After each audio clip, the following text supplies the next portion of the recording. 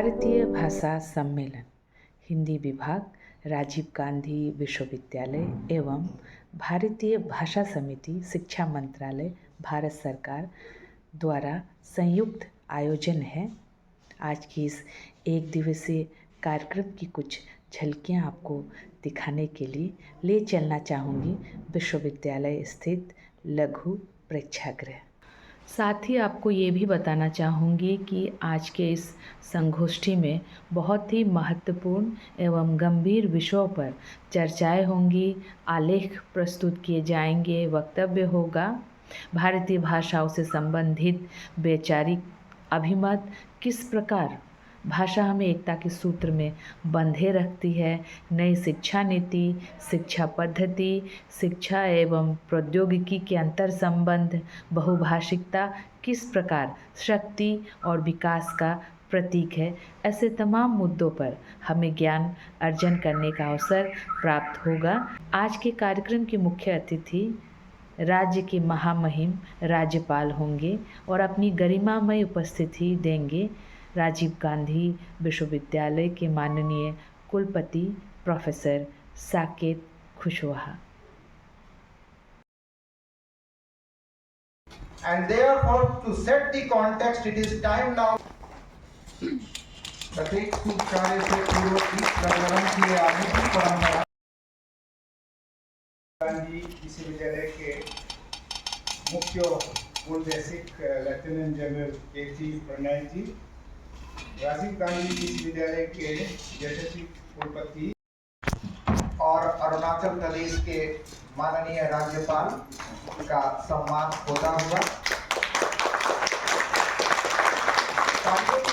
नहीं करनी चाहिए।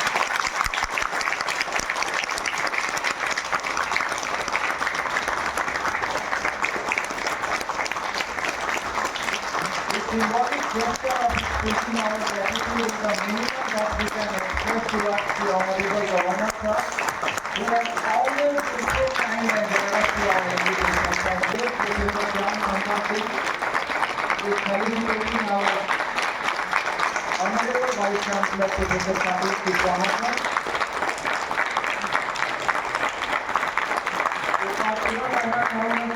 आपके राष्ट्रभाषा में दिए गए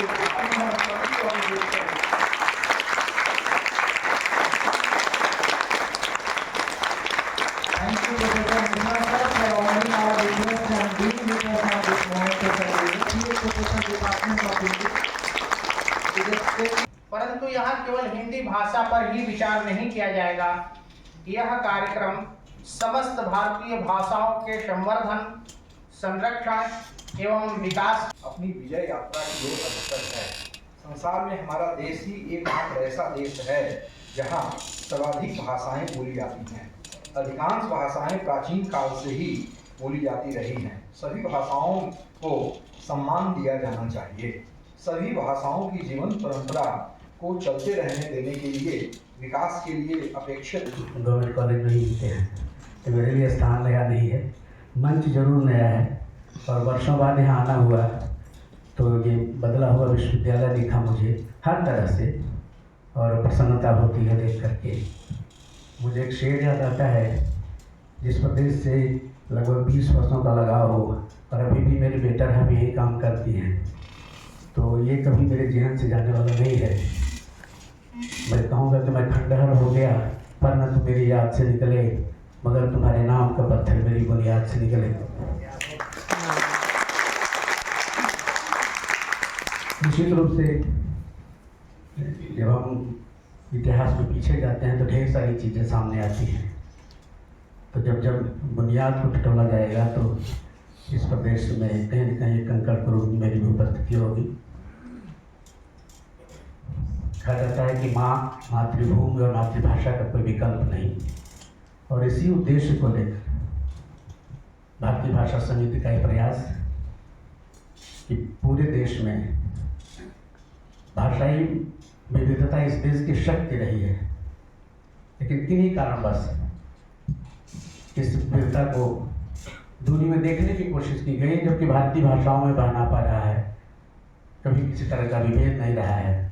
तो उसी विभेद को अभेद की यात्रा में बदलने के लिए कार्यक्रम हो रहा है। नहीं करेगा। भारतीय ज्ञान परंपरा की सारी चीज़ें हमारी अपनी भाषाओं में उपलब्ध है, लेकिन उसको खोजने के लिए हमें कहीं और जाना होता है, माध्यम कहीं और किसी और माध्यम की तलाश करनी होती है। हमें उन पर विचार करना होगा, क्योंकि कोई अभी अरुण जी बोल रहे थे जैसे कोई भाषा बढ़ती है उसकी संस्कृति नष्ट हो जाती है, क्योंकि संस्कृत की कड़ाही में पक करके ही भाषा परिपक्व होती है और फिर वो हिरण्यगर्भ से चिन्मय की यात्रा करती है। नहीं तो भाषाएं जो मरती हैं मर जाते हैं सपने, और जो सपने मरते हैं या सपने टूटते हैं तो बहुत ही खतरनाक। जहाँ भाषा संस्कृति को मजबूत करती है वहीं संस्कृति समाज को मजबूत बनाती है। एक भाषा से संस्कृति का बोध कैसे होता है इसको एक उदाहरण से समझा जा सकता है। यदि कोई यह कहता है कि वह आज शाम अपनी कजिन के साथ शाम बिता रहा है, तब एक भारतीय क्या सोचेगा? वह कजिन पुरुष या महिला है, वह चचेरी या ममेरी बुआ की तरफ से है। इस प्रकार के शब्द एक भारतीय को परेशान कर सकते हैं, लेकिन अंग्रेजी में ऐसा प्रश्न नहीं होता है, क्योंकि भारतीय संस्कृति के अलग अलग रिश्तों के लिए अलग अलग शब्द हैं। इसीलिए यह देखने को मिलता है कि देश की राजनीतिक सीमाओं के बदले पर भी हमारी मातृभाषा और जड़ें नहीं बदलती। भाषा की विकास की प्रक्रिया सामाजिक विकास से जुड़कर चलती है। संस्कार है और मैं समझता हूँ कि भाषाएं कभी मरती नहीं हैं, विलुप्त जरूर हो जाती हैं, और इसलिए मैं उस शब्द का प्रयोग नहीं करना चाहूँगा। और लेकिन फिर भी ये मैं मानता हूँ कि भारत देश विश्व में एक ऐसा देश है जहाँ सबसे ज़्यादा भाषाएं और लिपियाँ बोली जाती हैं, लिखी जाती हैं। लेकिन जैसे हिंदुस्तान में, भारत में कहा जाता है कि, और ख़ास करके अरुणाचल में, यूनिटी इन डाइवर्सिटी, अनेकता में एकता है, ये भाषाओं के चलते। और मैं कुछ अपने विचार भाषाओं के ऊपर प्रकट करना चाहता हूँ। स्थानीय भाषा के प्रति संवेदनशीलता जागरूक करने हेतु जन जन तक पहुँचने के लिए इस प्रकार का कार्यक्रम निरंतर करने की आवश्यकता है। वर्तमान में यह अत्यंत आवश्यक है, यह आवश्यक विषय है कि स्थानीय भाषाओं को लुप्त होने से बचाया जाए। ये लेखन को बढ़ावा दिया जा रहा है ताकि प्रत्येक विद्यार्थी को उसकी अपनी भाषा में शिक्षा लेने का अवसर मिल सके। राष्ट्रीय शिक्षा नीति 2020 ने भी भारतीय भाषा माध्यम से शिक्षा के लिए कई सार्थक प्रावधानों को प्रस्तुत किया है। यह उल्लेखनीय है कि हमारे सामाजिक, सांस्कृतिक, आर्थिक प्रगति में भारतीय भाषाओं की प्रभावी भूमिका रही है। भारतीय भाषाएं हमारे देश की एकता और अखंड।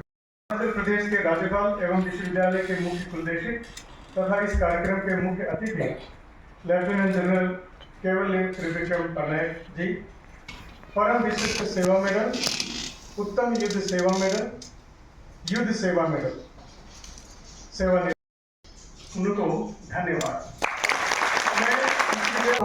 बहुत पुराने था।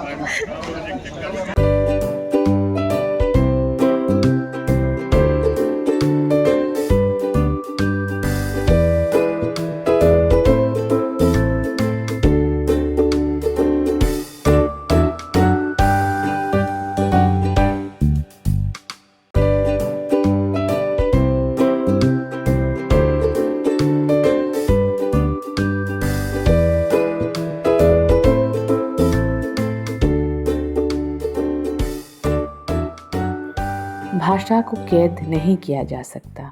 भाषा सरिता की वह धारा है जिसे अपना हुनर पता है और अपनी तरंगिणियों में निश्चल प्रेम के साथ, अटूट एकता के साथ कला, संस्कृति, साहित्य, परंपरा को ले चलना चाहती है।